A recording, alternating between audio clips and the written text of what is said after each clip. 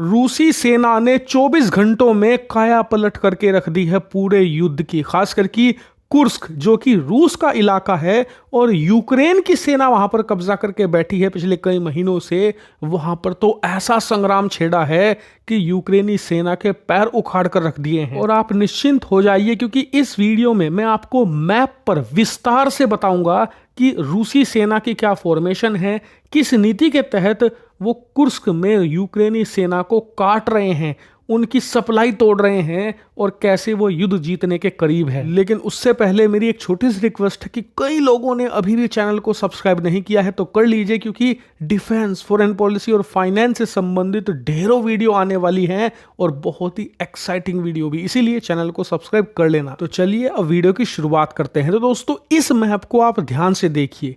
ये जो मैप है ये अब से एक हफ्ते पहले का है। इसमें जो व्हाइट इलाका है ये रूस की जमीन है, जो पर्पल इलाका है वो यूक्रेन की जमीन है, और जो आपको ये बीच में पर्पल इलाका लाइनिंग के साथ दिख रहा है जिसमें डार्क लाइन बनी हुई है, ये रूस का इलाका है। लेकिन पिछले कई महीनों से यूक्रेन की सेना इस पर कब्जा करके बैठी हुई है।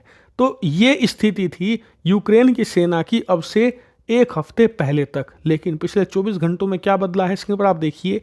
ये आप खास ध्यान दीजिए, रूस यूक्रेन बॉर्डर पर निचली तरफ वहां पर रूसी सेना ने एडवांस किया है बहुत तेजी से, और उनकी पोजीशन ये है कि वो नीचे से जो गुवियो इलाका है वहां से आगे बढ़ रहे हैं और ऊपर की साइड से आगे बढ़ रहे हैं।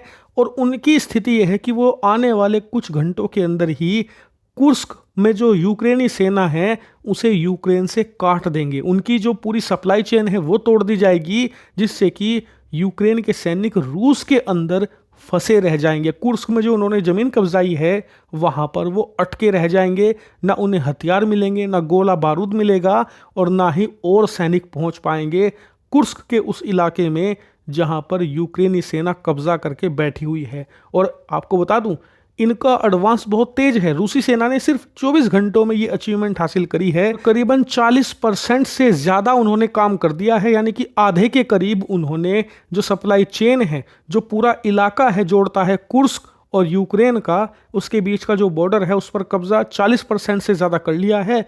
आने वाले 48 घंटों में बताया जा रहा है कि वो 100% तक इस पर कब्जा कर लेंगे। इतना ही नहीं, आपको याद होगा कि अब से पिछले हफ्ते ही मैंने आपको वीडियो बनाकर बताया था कि आने वाले एक महीने में अगर रूसी सेना कुर्स्क को खाली नहीं करवा पाती तो इन्हें दुनिया की सबसे घटिया सेना घोषित कर देना चाहिए। तो बहुत से लोग मुझ पर भड़क रहे थे कि जी आपको जियोपॉलिटिक्स नहीं पता, वॉर की टैक्टिक्स नहीं पता, ऐसे काम नहीं होता। लेकिन मैं अपने पैसे नहीं बोल रहा था, उस समय स्थिति ऐसी थी, आज भी ऐसी है। आप सोचिए यूक्रेन युद्ध में अकेला खड़ा है और अमेरिका ने पहले जहां सिर्फ हथियार देना बंद किए थे, यूक्रेन को पैसा देना बंद किया था, अब तो क्रिटिकल इंटेलिजेंस शेयर करना बंद कर दिया है। यानी कि जो सैटेलाइट इमेज दी जा रही थी यूक्रेन को वो बंद कर दी है। इसके अलावा खुफिया जानकारी तक देना बंद कर दिया है।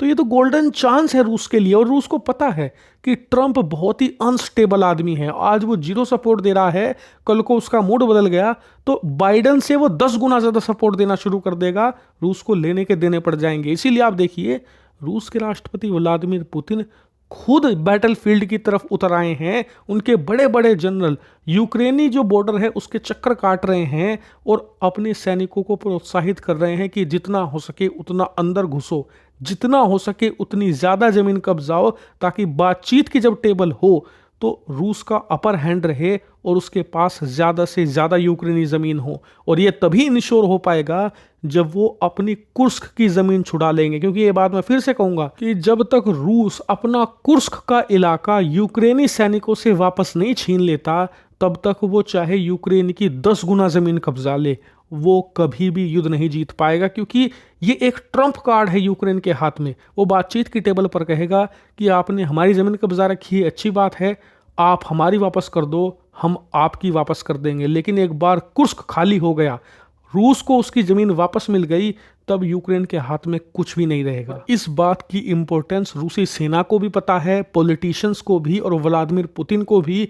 इसीलिए पूरी जान झोंक दी है व्लादिमीर पुतिन ने। आप जानकर हैरान होंगे कि उत्तर कोरिया ने रूस को जितने भी सैनिक भेजे थे उनमें 90% इस समय सिर्फ एक ही काम पर लगे हैं, कुर्स्क को छुड़ाने के काम पर।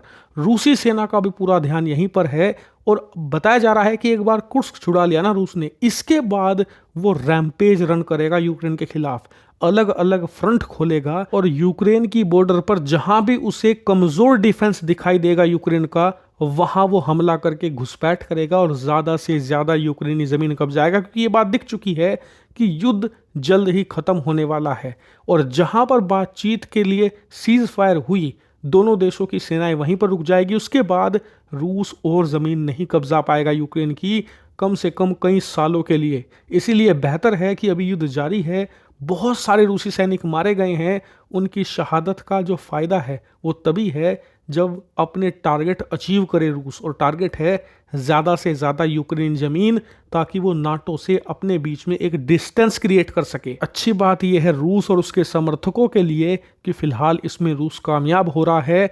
अब देखने वाली बात यह है कि रूसी सेना इस कामयाबी को कहां तक ले जाती है, क्योंकि एक ब्लंडर पूरा खेल फिर से पलट सकता है। इसीलिए चैनल को सब्सक्राइब करके रखना।